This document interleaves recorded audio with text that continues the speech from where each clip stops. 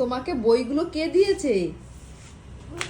হ্যাঁ, কোন নিনি দিয়েছে বইগুলো? বড় নিনি বই দিয়েছে, আর বইগুলোর অবস্থা দেখো, এখানে রেখে দিয়েছে।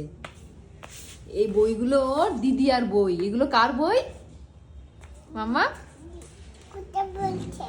কে কথা বলছে? কে কথা বলছে? এগুলো হচ্ছে সানভীর বড় দিদির বই, 10 বছরের বই। দেখো বইগুলো কত ভালো রয়েছে, 10 বছর আগে বই, তাই না?